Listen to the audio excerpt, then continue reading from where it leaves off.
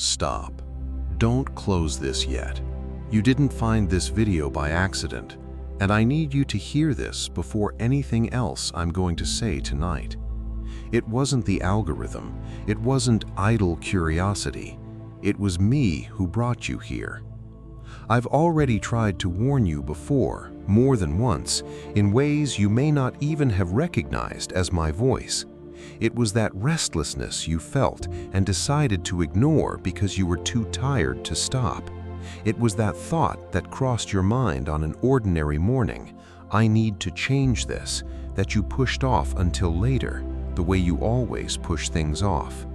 It was that feeling that something isn't right, a feeling you've had for weeks, maybe months, and that you chose to call stress, busyness, anything but its real name. I know you've already heard my voice more than once and chose to keep going as if you'd heard nothing at all.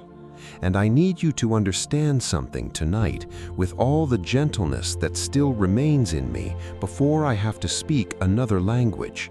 If you keep refusing to hear what I've been trying to tell you for some time now, I'm going to need to teach you the harder way. Not because I want to, because that's what repeated refusal, sooner or later, always demands. There's a battle happening around you right now, a battle you can't see, that makes no noise, that didn't come up in any conversation you had today.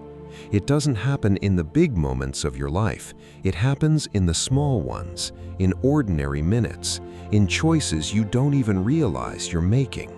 The enemy doesn't look for people who are openly evil. He looks for distracted people, people too busy to notice, people too tired to question, people who have been saying, "I'll deal with that later," for so long they've forgotten they said it. He doesn't need a great sin to pull you away from me. He only needs enough distraction. And distraction doesn't feel like danger. It feels like normalcy. It feels like routine. It feels like the ordinary life everyone lives, until the day you look back and don't recognize the road you've walked. You may be wondering why I chose to speak to you tonight about a subject that feels too heavy for an ordinary video. The answer is simple. I saw every moment you felt something was wrong and chose not to ask what it was.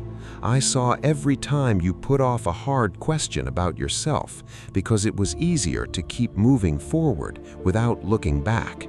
This isn't an accusation. It's just me telling you that none of it went unnoticed by me. Before anything else, before I show you what the enemy hides, I want you to receive a promise I made a long time ago, one that still stands for you tonight, on this exact night.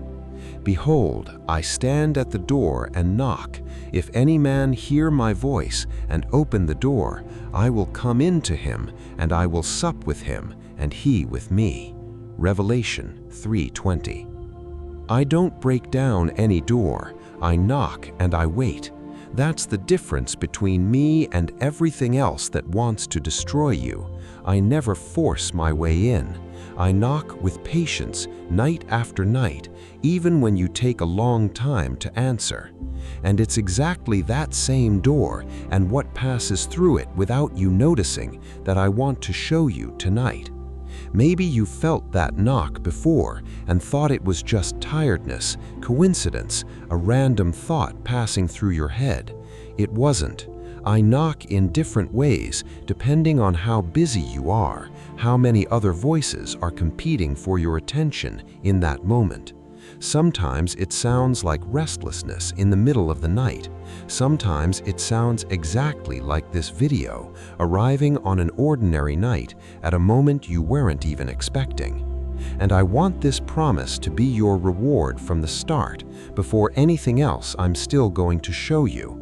The supper I offer doesn't depend on you already being ready or on you already having resolved everything that needs resolving. It only depends on you opening the door right now, with everything still out of place behind it. Stay with me until the end. That matters more than you imagine. There's a difference between waiting for an invitation and already being inside one.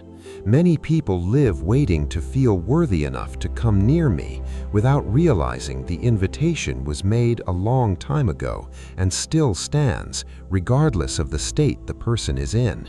You don't need to tidy the house before letting me in. I come in precisely to help you tidy it. Let me tell you how this usually happens. Because most people picture spiritual drift as an event, a great sin, a dramatic decision, a clear moment of rebellion. It's rarely like that. Drifting almost always starts too small to be noticed. It starts with a prayer put off out of tiredness, then two, then a whole week without opening the Word because things are busy. It starts with a thought you know you shouldn't be feeding, but you feed it anyway, just a little, just today. It starts with a friendship that pulls you toward a place you know isn't mine. None of those moments feels serious on its own. That's exactly why they work. The enemy doesn't need a door broken down when he can simply wait for you to leave the lock undone. He's patient. He knows that small concessions repeated enough times become strongholds, and that strongholds, once built, look like part of the landscape, not something that needs to be torn down. Think about how a house fills up with dust. Nobody decides in a single day to let the house get dirty. It happens slowly, one day without sweeping, then another, until the dust has become part of the environment and nobody notices it's there anymore. Spiritual distance grows the same way. Nobody wakes up one day and decides to drift from me. The person simply stops cleaning one day at a time until the distance becomes normal. My servant Solomon wrote something that describes exactly this principle long before you were born. Keep thy heart with all diligence, for out of it are the issues of life. Proverbs 4:23. This isn't a suggestion among others, it's the highest priority. The heart is where everything begins, every choice, every direction, every door opened or closed. The greatest attack you ever faced probably didn't feel like an attack. It felt like an ordinary day. The enemy works best when you don't know he's working, but I see what he hides. I see every door that was left open, even the ones you don't remember opening. There's a simple question I want you to start asking yourself from today onward. What changed in the last few months that I didn't even notice changing? Not the obvious question about big decisions, the question about small habits that moved in without an invitation, about small absences that became normal, about the silence that grew in the place where there used to be constant conversation with me. That question doesn't require an immediate or perfect answer. It simply opens a door that's been closed too long, the door of honest observation about your own life. Most people never ask that question because they're afraid of what they might find. But what you find when you do ask it, most of the time, isn't reason for shame. It's just the first step back. Picture a house with many doors. Some stay locked all the time. You never considered opening them. But there are others you leave slightly ajar, thinking it doesn't make a difference.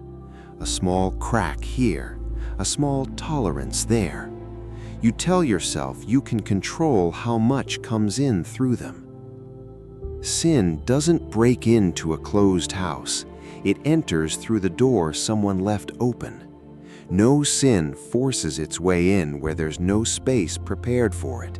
It waits, it watches, which door is easiest, and then it enters, slowly, silently, as if it had lived there for a long time. You know these doors better than you let yourself admit. It's that secret habit you've rationalized so many times, it doesn't even sound like sin anymore. It's that entertainment that consumes hours that should have been mine. It's that neglect of prayer that you promised to fix next week, and next week never arrives any different from the one before. It's pride disguised as self-sufficiency. It's spiritual procrastination disguised as legitimate tiredness. It's the wrong friendship disguised as simple company. None of these doors seems dangerous on its own. Together, they form the path the enemy uses to walk in without ever needing to break anything down. Maybe something came to mind while I was speaking, a specific door, a name, a habit, a screen, a person. I'm not going to force you to admit that out loud right now, but I need you to stop pretending that door doesn't exist just because no one else has seen you open it. My servant Peter wrote this directly for this moment because it was I who inspired him. Be sober, be vigilant, because your adversary the devil, as a roaring lion, walketh about, seeking whom he may devour. 1 Peter 5:8. The word vigilant isn't about living in fear. It's about living awake, with eyes open to the doors you yourself have been leaving ajar. Vigilance doesn't mean suspecting everything all the time, as if you lived in a state of permanent anxious alertness. It means stopping every now and then and asking, is what I'm allowing in here today something I would approve of? That simple question, asked regularly, already closes half the doors the enemy most likes to use. There's a practical way to start this even today. Choose one single moment in your day, breakfast, the commute to work, the few minutes before sleep, and use it, just that one moment, for that question. There's no need to review the entire day all at once. Small, regular checks protect more than occasional grand examinations that never quite happen. A roaring lion doesn't attack someone who is alert, in a group, protected. It waits for the prey that has strayed from the herd, that is tired, that let its guard down for a moment that seemed harmless. That's how the enemy operates inside you too, not with a crash, but with patience. He doesn't need a great battle if he can win with small daily surrenders. He knows you would resist an obvious invitation to evil, so he never offers that. He offers reasonable justifications. Just this once. No one will know. I deserve this after such a hard day. Each one of those lines feels too small to be a problem. My servant James described this mechanism precisely. But every man is tempted when he is drawn away of his own lust and enticed. Then, when lust have conceived, it bringeth forth sin, and sin, when it is finished, bringeth forth death. James 1:14-15. First attraction, then conception, then completion. No sin is born fully grown and large. It grows inside a door that was left open long enough. There's a name for this process: normalization.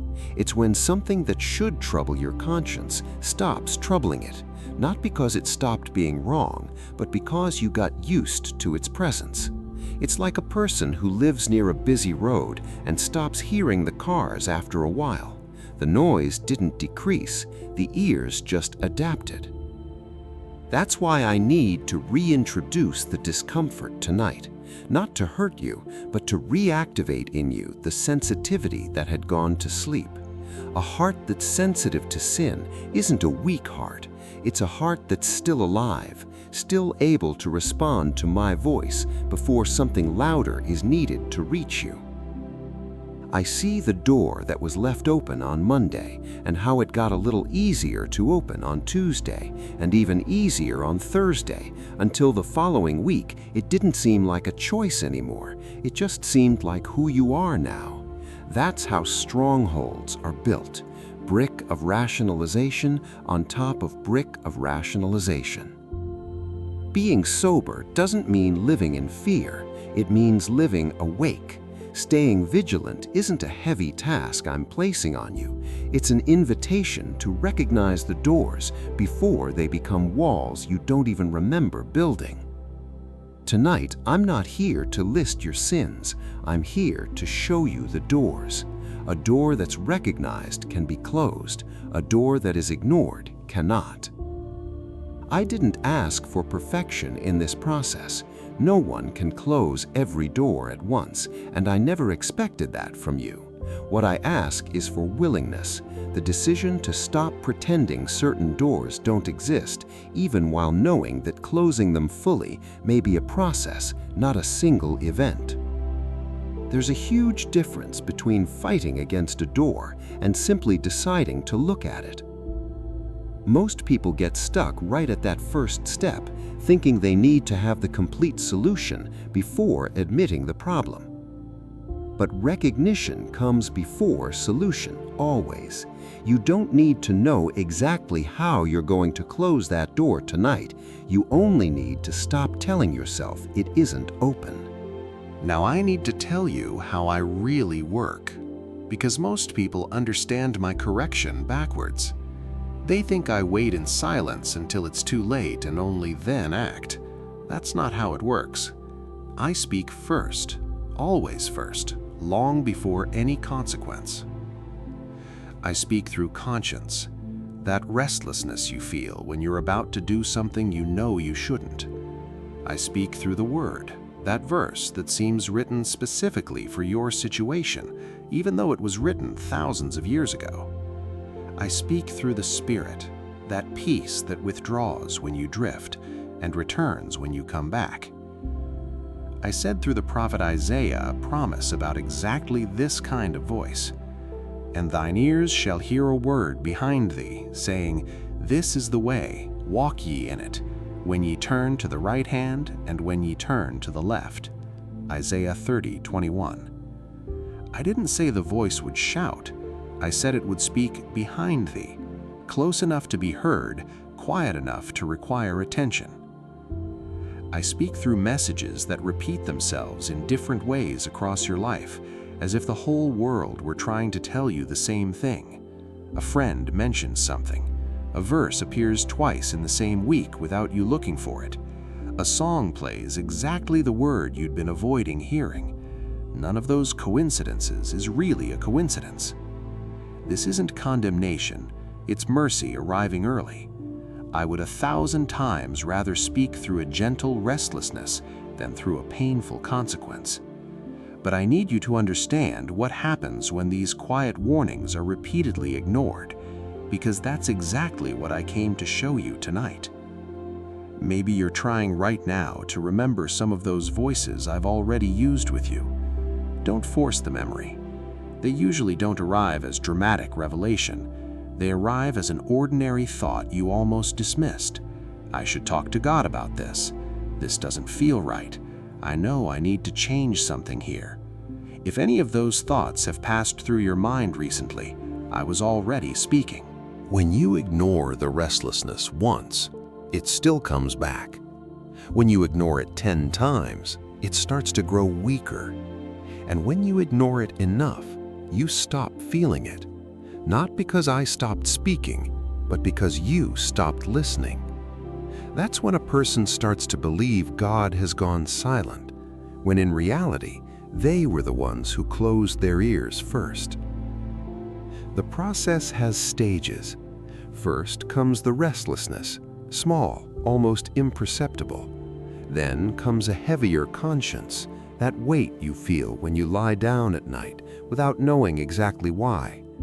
Then comes the word confronting more directly, a verse, a sermon, a conversation that touches exactly the right point. If all of this is ignored, there comes a constant feeling that something needs to change, a restlessness that doesn't go away with distraction. Each of those stages is mercy. Each one is me trying to reach you before something more severe becomes necessary.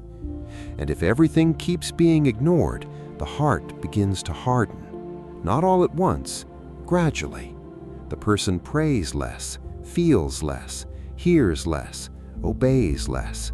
It's a process so slow that no one can point to the exact day it began. I said this through the writer of Hebrews with an urgency I want you to feel right now, exactly as it was written when it was written. Today, if ye will hear his voice, harden not your hearts, as in the provocation. Hebrews 3:15. Not tomorrow, not when it's more convenient, today. And then one day that person looks back and says, God stopped speaking to me. But that's not what happened. I was the one who kept speaking the whole time. It was them who stopped listening, one small act of ignoring at a time, until the silence they feel isn't my silence. It's the echo of the ear they themselves closed. Discipline doesn't mean abandonment. It means exactly the opposite. A father who never corrects isn't a loving father. He's an absent one. And I have never been absent from you, not for a single second, even when it seemed that way. Maybe that's hard to accept tonight, especially if some recent consequence is still painful. But there's a difference between pain that destroys and pain that corrects. The first has no purpose beyond hurting. The second always points somewhere, toward a possible change, toward a way back.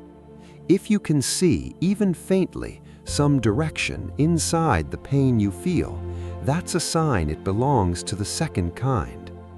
The good news is that this process isn't irreversible while there's still life. An ear that has hardened can hear again, not instantly and not without effort, but in a real way. The first step is always the same. Stop denying that the hardening happened and start paying attention again, even if at first it seems like nothing is being heard.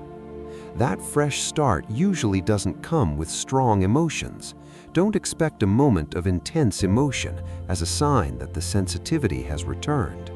Many times the first sign is much simpler, a small discomfort when doing something you used to do without thinking twice. That isn't regression. That's the beginning of healing.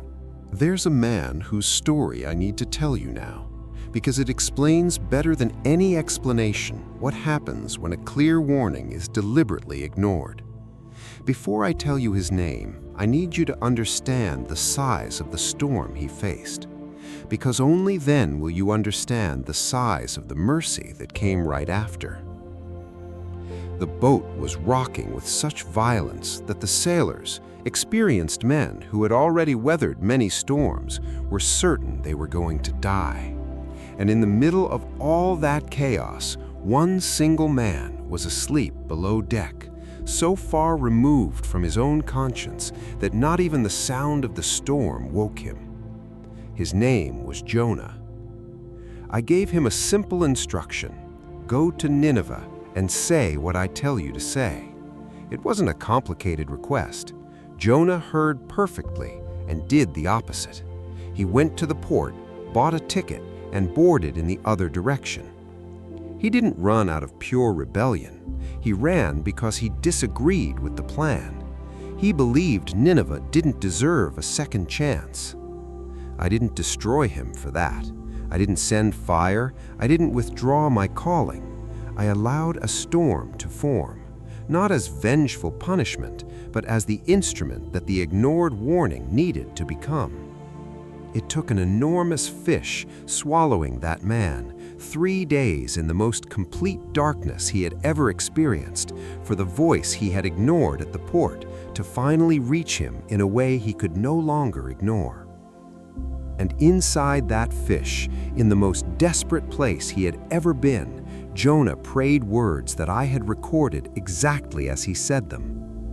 I cried by reason of mine affliction unto the Lord, and he heard me. Out of the belly of hell cried I, and thou heardest my voice. Jonah 2, verse 2. And I heard. I didn't abandon Jonah even during the flight. I sent the storm, yes, but I also sent the fish, not as additional punishment, but as rescue in the middle of the natural consequences of his own choices. Even when I allow consequences, I keep working inside them to bring the rescue. Pain is never the end of the story. It's just the hardest part to read before the turning point. The storm wasn't revenge. It was the same message I had already given before, now translated into a language Jonah could no longer pretend he hadn't heard. Sometimes that's what pain does. It doesn't introduce a new message, it shouts louder the message that was already being spoken quietly. Jonah tried to do something many people still try today: flee from me as if that were possible. My servant David had already written about that attempt long before. "Whither shall I go from thy spirit, or whither shall I flee from thy presence? If I ascend up to heaven, thou art there. If I make my bed in hell, behold, thou art there." Psalm 139, 7-8. Jonah discovered that truth inside a fish. You don't need to discover it the same way. Even in the most desperate place, Jonah still had a choice. He could have stayed silent, bitter, resisting to the end. He chose to pray. And it's that choice, not the circumstance, but the response to the circumstance, that always determines whether pain becomes an instrument of return or just another chapter of resistance. Jonah came out of that fish, went to Nineveh, and did exactly what I had asked from the very beginning. An entire city repented. A nation was spared.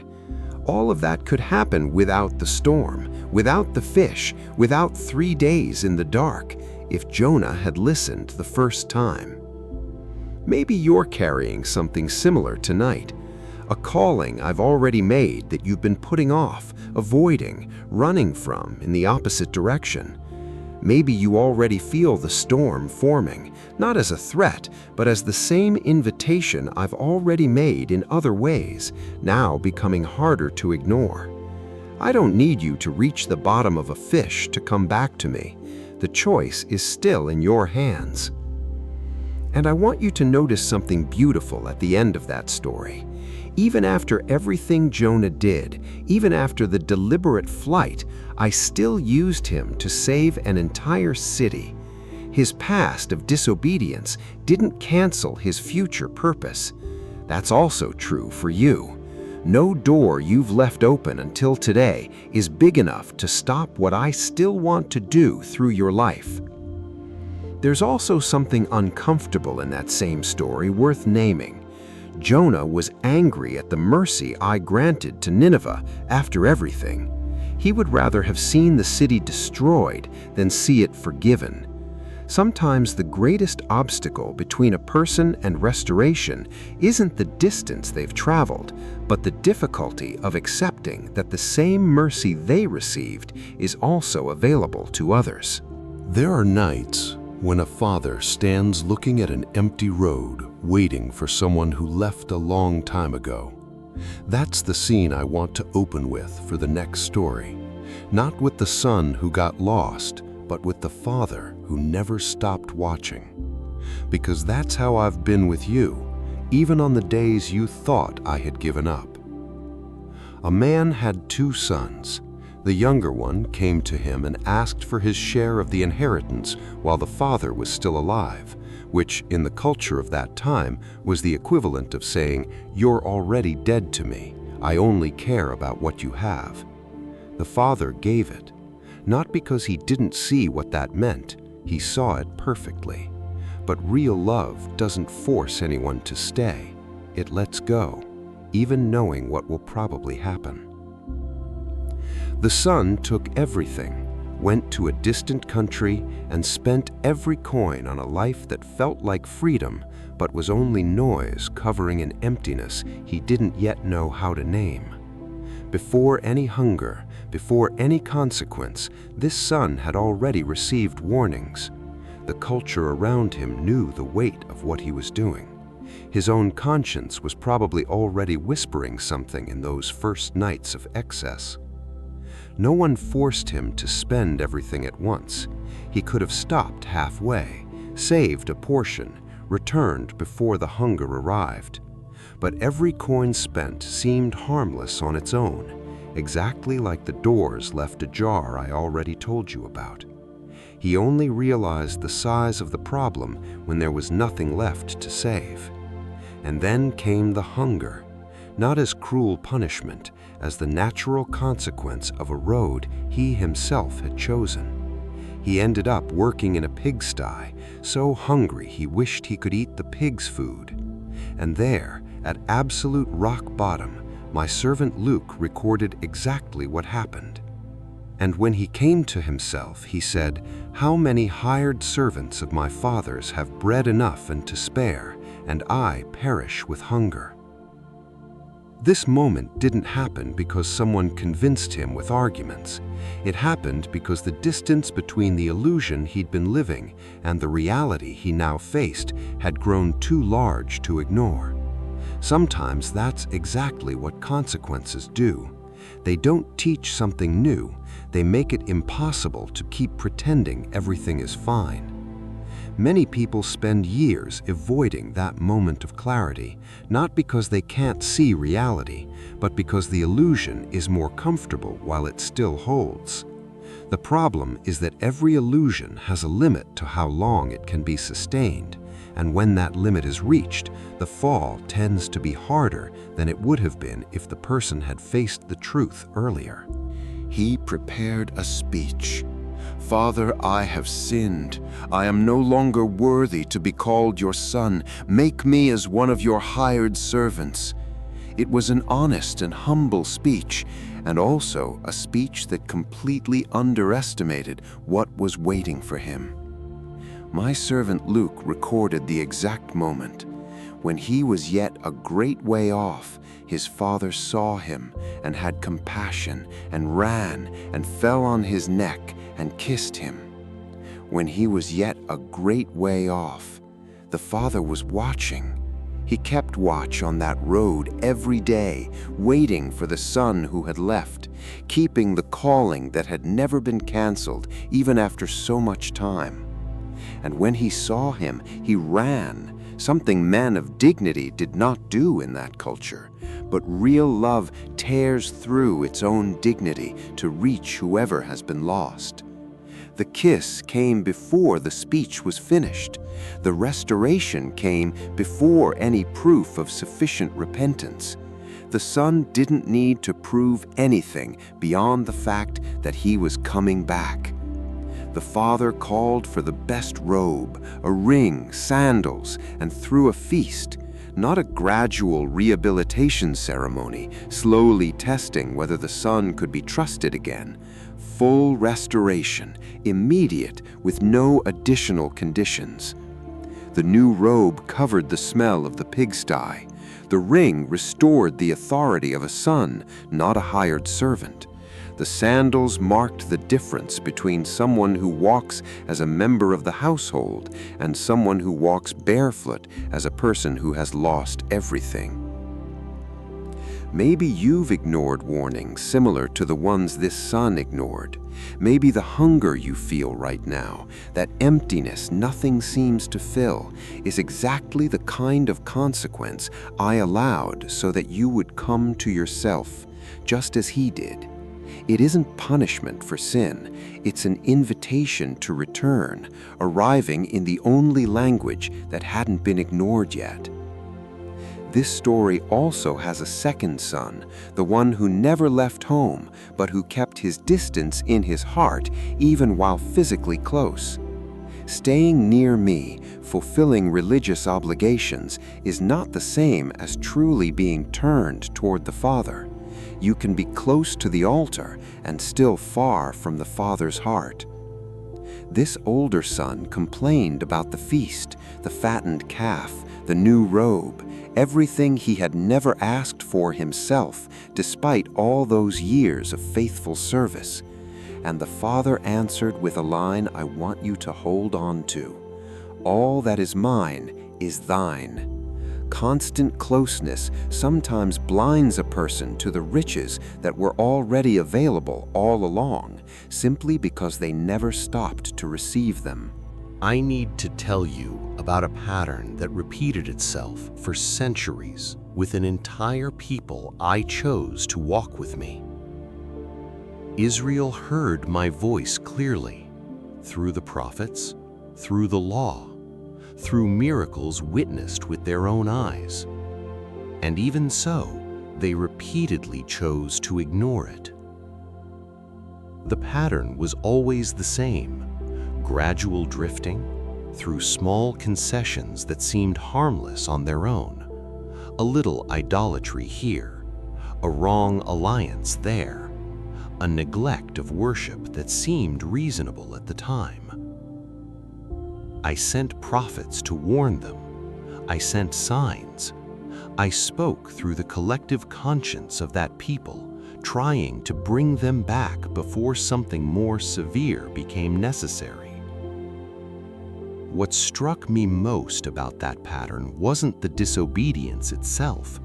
It was the speed with which they forgot. Shortly after a deliverance, a miracle, a clear provision, they would return to the same cycle of forgetting. Spiritual memory, when not deliberately cultivated, fades too quickly to be relied on alone. My servant David wrote about this pattern with a sadness I want you to hear carefully.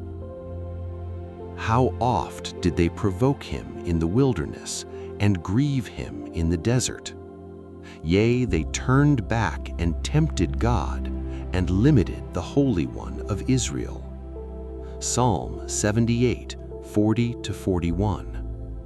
A cycle that repeated itself generation after generation, even after each clear warning. Only then, after warnings repeatedly ignored, did I allow consequences to teach what the voice had not managed to teach. Captivity, loss, difficulty that forced them to remember who had sustained them before all of it began. And without fail, in each moment of pain, they turned back to me, and I, without fail, restored them.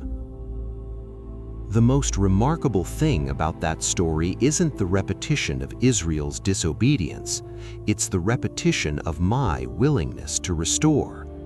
Not once when they came back did I say, "It's too late." Every return was received with the same openness as the first one. That's the same openness with which I receive you tonight, no matter how many times you've already come back and drifted again before. If you've lost count of how many times you promised to change and went back on it, know that this neither surprises me nor tires me. Israel's story is recorded exactly so that you would understand this, not as an excuse to keep going in the cycle, but as the certainty that the cycle can be broken at any moment, including now, without the number of previous attempts counting against you. The discipline I allow isn't evidence that I've given up on you. It's exactly the opposite. A father who doesn't care lets his child follow any path without consequence, without correction. A father who loves corrects. My servant wrote this with a clarity I want to remain engraved in you tonight. For whom the Lord loveth, he chasteneth, and scourgeth every son whom he receiveth. Hebrews 12:6. First the love, then the correction. Correction doesn't replace love, it's proof of it. A child who is never corrected isn't a more loved child, they're a more abandoned one. Think of any earthly father who truly loves his child. He doesn't stay silent while the child walks toward danger. He warns, he insists, and if the child keeps ignoring him, that father will eventually allow certain consequences to happen, not because he stopped loving, but because love requires that the lesson be learned before the danger grows too large for any correction to fix. If I allowed you to keep going indefinitely down a destructive path with no consequences ever, that wouldn't be mercy. It would be abandonment dressed up as kindness. I care about you too much to let a small open door become a stronghold that eventually destroys everything I've built in your life. Pain is never my first instrument. It's always the last resort after the quiet voice has been repeatedly ignored. Jonah heard through the storm because he ignored the voice before it. The prodigal son heard through hunger because he ignored the signs before it. Israel heard through captivity because they ignored the prophets before it. Tonight, I'm offering you the message before the pain. Now I want to shift direction for a moment and talk about something more specific, the reasons why so many people who have truly known me end up losing consistency in their walk. It isn't always a large, obvious sin. Sometimes it's a combination of small neglects that together produce the same distance that a single great fall would produce. It's worth examining these neglects one by one carefully, because each one operates differently, and recognizing which of them is most present in your life right now is an important part of the process of closing the doors that are still open. The first of these neglects is dependence on your own emotions to sustain your faith. When you feel close to me, you pray. When you don't feel it, you stop. When life is calm, you obey. When it's hard, you pull away. The problem isn't feeling emotions. I created you with them on purpose. The problem is building faith on a foundation that changes every day. Faith isn't the absence of felt doubt. It's the decision to keep going even when the feeling doesn't follow. Think of a healthy marriage. It doesn't survive because both people feel passionately in love every single day without exception, but because both choose to stay faithful even on the days when emotion is weak. The walk with me works the same way. Many people confuse the absence of intense emotion with the absence of my presence, and that confusion alone has already pulled down the consistency of countless people over the years. I am present on the dry days exactly the same way I am present on the days of felt revival. The difference was never in me. The greatest examples of faith I ever recorded in my word were not people who felt my presence all the time. They were people who kept walking even through long stretches of apparent silence, and who, looking back, recognized that I had never moved away. I was simply working in a way they couldn't perceive yet. I said something direct about this through my own ministry when the enemy tried to convince me to resolve hunger with a shortcut instead of trusting the Father. Man shall not live by bread alone, but by every word that proceedeth out of the mouth of God. Matthew chapter 4, verse 4. If your faith grows and shrinks in exact proportion to your emotions, maybe it's time to examine what it's really built on. This doesn't mean I want you to suppress what you feel. It only means the decision to keep seeking me can't wait until the right emotion shows up. Many of the people who grew the most spiritually throughout history were exactly those who kept praying, reading, obeying, even through stretches when they felt very little. You'll go through seasons like that too, and that isn't a sign of failure. It's simply part of the maturing of any real relationship, including the one you have with me. What separates those who grow from those who stagnate isn't the absence of those dry seasons. It's the decision to keep walking through them, even without the emotional fuel that used to drive every step. The second neglect is the absence of a consistent prayer life. I'm not talking about occasional prayers in moments of crisis. I'm talking about the continuous conversation I want to have with you, not as a religious obligation, but as a living relationship. Many people treat prayer as an emergency resource, something remembered only when everything else has failed. I receive those prayers too, with the same love as always. But a relationship that exists only in moments of crisis isn't a relationship. It's a service called on only when needed. I want much more than that with you. Think of any close friendship you have. It doesn't survive on emergency conversations alone. It survives on ordinary conversations, a comment about the day, a shared laugh, a comfortable silence in each other's presence. That's the kind of closeness I want with you. I said this through my servant Paul in a simple instruction that holds a whole life inside it. Pray without ceasing. 1 Thessalonians 5:17. This doesn't mean spending the whole day on your knees. It means keeping the conversation continuously open, in small moments, in everyday decisions, in the silence in the car, in the line at the store. A prayer life that has gone dark creates distance, even when you don't intend for that to happen. Not because I move away, but because the channel through which I speak most clearly to you grows weaker from lack of use, like a muscle that loses strength when it isn't exercised. If you feel like I've been distant lately, maybe the first question shouldn't be, "Where is God?" but when was the last time I actually talked to Him beyond quickly asking for things? Resuming this conversation doesn't require an elaborate speech or a perfectly carved-out moment. You can begin exactly where you are, with whatever words you have available right now, even if they're few, even if they feel disorganized. I don't measure the eloquence of your prayer. I measure its sincerity.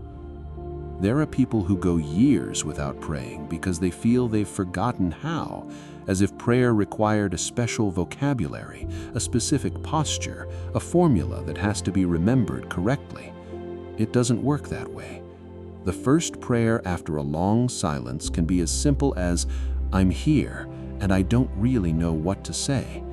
That's already enough to reopen the conversation. And there's a third neglect, perhaps the most dangerous of all, because it's the hardest to admit. Living committed to a sin at the same time as trying to walk with me. I'm not talking about occasional failures, the falls every human being faces. I'm talking about something deliberately kept, protected, fed. I said something direct about this that leaves no room for a middle ground. No man can serve two masters, for either he will hate the one and love the other, or else he will hold to the one and despise the other. Ye cannot serve God and mammon. Matthew 6:24. I didn't say it's difficult to serve two masters. I said it's impossible.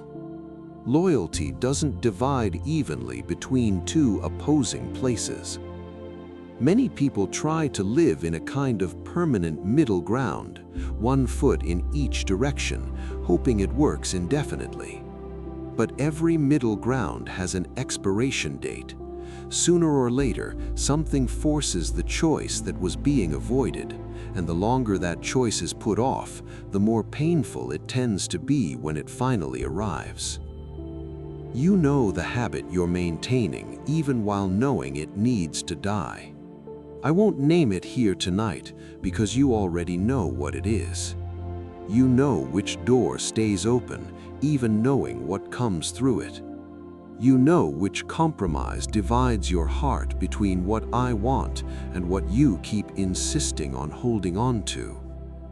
The problem with maintaining that compromise isn't just the sin itself, it's what it does to everything else in your spiritual life. Purpose, vision, intimacy, anointing, obedience, all of it depends on your willingness to let go of what weakens your spirit. This isn't an accusation, it's a direct invitation, the same one I've already extended before in many softer ways. I'm not asking you to summon on your own the strength needed to close that door. Many people put the decision off precisely because they believe they need to feel strong enough before they act. But the strength comes after the decision, not before it. You don't need to feel like you can, you only need to choose to begin, and I'll supply the rest along the way. This also applies to the fear of relapsing. Many people never even start the process of letting go of a habit because they already anticipate the failure, as if a future stumble would cancel any attempt to change. That's not how I see it. One step forward followed by a stumble is still more progress than never having taken the first step. Now I need to talk about something almost no one talks about openly: hidden sin. The kind no one else knows about except you and me. The enemy uses a specific pattern. First, he tempts, then he accuses, then he convinces you to hide it. And darkness makes that sin grow in a way that light would never allow. A hidden sin has a different power from an exposed one. It feeds on the secret itself. It grows precisely because no one else knows. And the longer it stays hidden, the stronger its hold on you becomes. The harder it seems to confess, the more convincing the lie grows that it's safe to let it continue in silence.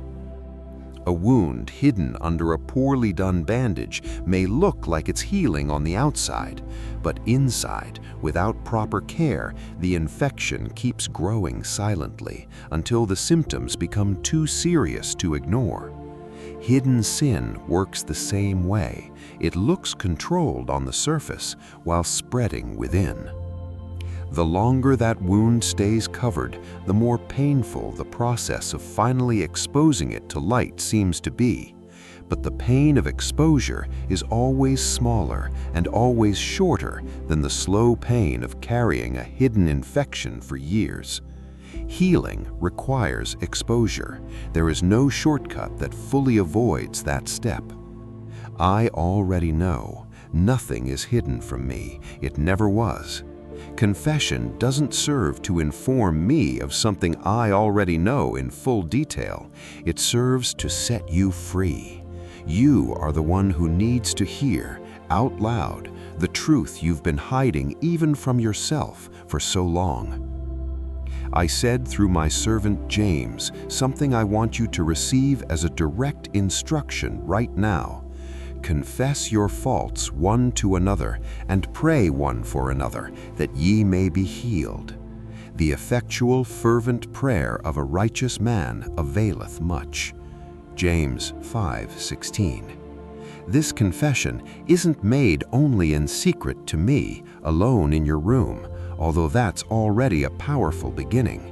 It also involves bringing light where there was darkness through another person who can pray with you. I know the idea of confessing to another person feels frightening, especially if this sin has been hidden for a long time. But James didn't say to confess to just anyone in any way. He said to confess in a context of mutual prayer, of mutual care, not public exposure, but safe vulnerability before someone else also committed to walking with me. Shame has convinced you that hiding is safer than confessing. It's exactly the opposite. Let me also speak to you about fear, because it works as a weapon different from everything I've already mentioned. While hidden sin grows in darkness, fear works by paralyzing you in the light, making you hesitate before something I've already clearly asked you to do. Many people confuse caution with fear, and they're completely different things. Caution is wisdom that weighs a decision carefully. Fear is the paralysis that prevents any decision from happening at all. It creates scenarios that don't yet exist, may never exist, and you end up living inside them as if they were already real, while the calling I made keeps waiting unanswered. Think about how many times you've already put off something important, not because time or resources were lacking, but because the possibility of getting it wrong seemed too great a risk. Fear doesn't protect you from those mistakes. It only guarantees you'll never find out if that step would have worked. It trades the risk of failing for the certain cost of never having tried. The enemy prefers paralyzed people over actively sinful ones because a paralyzed person will never experience what I have prepared, will never walk in faith long enough to see a miracle happen right before their eyes because they never took the first step required before any miracle can appear. I said through my servant Luke something practical for that fear. If any man will come after me, let him deny himself and take up his cross daily and follow me. Luke 9:23. The word daily matters. This isn't a single grand decision made once for all time. It's a daily choice, small, repeated, the exact opposite of the paralysis fear produces. Maybe there's something I've already called you to do that you've been putting off out of fear. I'm not asking for complete certainty before you begin. I'm asking for obedience, one day at a time. Think about how many things in your life you've already done without absolute certainty of the result, and they still worked out, or at least taught you something valuable. Faith doesn't require you to see the whole road before taking the first step. It only requires you to trust the one holding your hand while the road isn't yet fully visible. The most common fear usually isn't of something dramatic. It's generally the fear of disappointing someone, of failing publicly, of not having enough capacity for what was asked. None of those fears is irrational. All of them have some real basis, but none of them is sufficient reason to leave a calling unanswered that has already been confirmed multiple times in your life. Stop for a moment and think about something specific, not a generic category of sin, not a vague spiritual problem, something concrete that you've already known for some time needs to change. I'm not going to tell you what it is, because you already know. I've already revealed it to you in several different ways long before this video. Maybe it was through a restlessness on a specific night. Maybe through a verse that seemed written directly for you.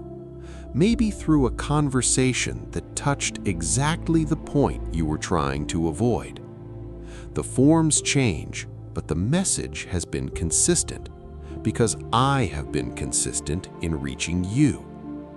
My servant Solomon wrote a promise I want you to receive as a reward for having made it this far tonight. He that covereth his sins shall not prosper, but whoso confesseth and forsakes them shall have mercy. Proverbs 28:13. Two parts in that promise: confess and forsake. Admitting isn't enough. Abandoning is also required. Whoever does both finds exactly what they were looking for all along. Maybe you're afraid that when you give up that habit, something essential about your identity will go with it. What I promise is the opposite. What you're going to lose is exactly the weight that has been keeping you from being who I called you to be. Nothing I ask you to let go of is something you truly need to live fully. Every transformation you desire, the purpose you feel you've lost, the intimacy you feel has weakened, the direction you feel is missing, is connected to your willingness to let go of what you already know is weakening your spirit. You don't need to resolve everything tonight. You only need to take the first step I've been calling you to take for some time. And if that door that came to mind seems too large to close on your own, remember you were never called to do it alone. I don't stand at a distance watching you struggle against something larger than your own strength. I enter the struggle with you, just as I entered Jonah's storm, just as I ran to meet the prodigal son before he even finished his speech. Maybe that's the hardest part to believe after so long trying to resolve things alone. You don't have to carry this whole change on your own back. The same power that opened the sea, that raised the dead, that restored entire nations is available for something that might seem small next to those, but that for you, tonight, is exactly the right size to ask for help. And if you're still unsure where to start with the simplest possible thing. Say out loud, even alone in your room, the name of what needs to change. No complete plan is needed tonight. What's needed is simply that the door stops being a secret kept only between you and the silence. Jonah had a day, just one day inside the fish, when he finally decided to listen to what I had already been saying since before the storm. The prodigal son had a day, one single moment in the middle of the pigsty when he came to himself and decided to go back home. Israel had repeatedly, over generations, that same day repeating itself, the day when, in the middle of the consequence, they finally turned back to me again. In each of those stories, there's an exact point where everything changes, not because the circumstance improved on its own, but because the person or the people decided to listen to the voice that had already been speaking for a long time. The storm didn't change Jonah, his listening changed Jonah. The hunger didn't change the prodigal son, the decision to return changed him. The captivity didn't change Israel, the repentance changed them. In none of those stories did the turning point happen in a moment of strength. Jonah was inside a fish, the son was starving in a pigsty, Israel was in exile far from home. The turning point always happens at the weakest moment, not the strongest, because that's where the person finally stops trusting their own strength and goes back to listening. Maybe that's why you're hearing this message right now, at a moment when you may also feel weaker than usual. It isn't a coincidence. It's precisely at the point of least resistance that my voice finds the clearest path to you. I said this through the writer of Hebrews, echoing the words of my servant David, with the same urgency I want you to feel right now. Today, if ye will hear his voice, harden not your hearts. Hebrews 4:7. Not tomorrow, not next week when things are calmer. Today. The longer a warning is ignored, the harder the way back becomes, and the sooner it's heard, the gentler the necessary correction. You don't need to wait for a storm to come back. You don't need to wait until you hit the bottom of a pigsty. You don't need to wait for captivity to recognize what you already know. Every warning that Jonah, the prodigal son, and Israel finally heard after the pain, you can hear right now, before it. Every one of those stories ends in restoration, not permanent condemnation. Jonah went back to being used. The son went back to being a son, with a feast and everything. Israel went back to being my people, as many times as it took. None of the stories I told tonight began with a perfect person. All of them ended with a restored one. Notice that in none of those three cases did restoration depend on a period of probation after the return. No one told Jonah to prove his loyalty for a year before being used again. No one asked the prodigal son to work as a servant for a while before being treated as a son again. Restoration happened at the exact moment of return, complete with no installments. That's how it works for you too. I would rather lead my children by the voice of the Spirit than by the consequences of disobedience. I always have.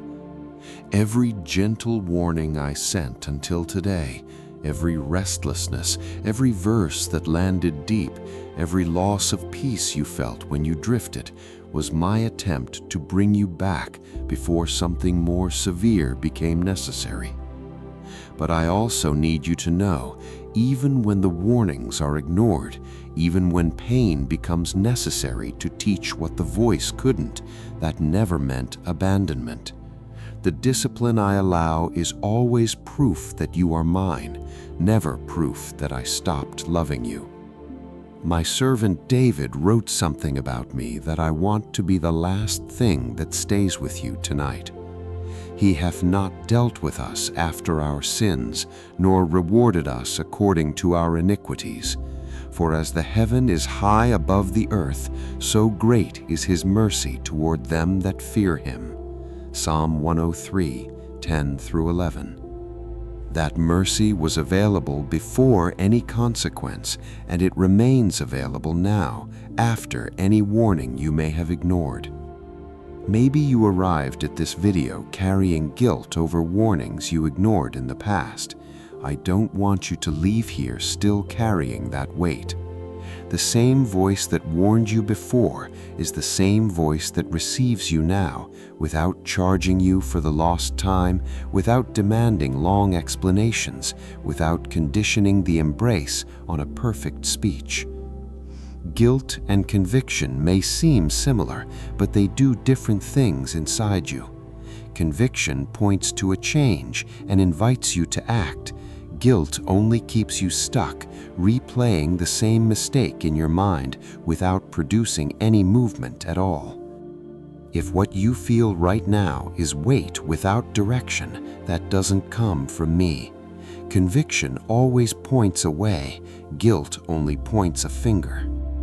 If tonight is exactly the day I spoke of, the day Jonah heard, the day the Son came to himself, the day Israel turned back again, then everything that came before it no longer matters as much as what you decide to do next.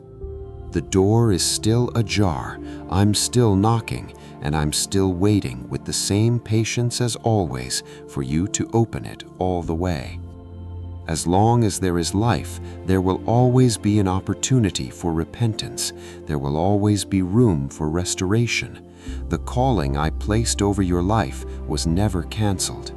Change begins with not a complete transformation, but with one small act of obedience today. Close the door you already know needs to be closed.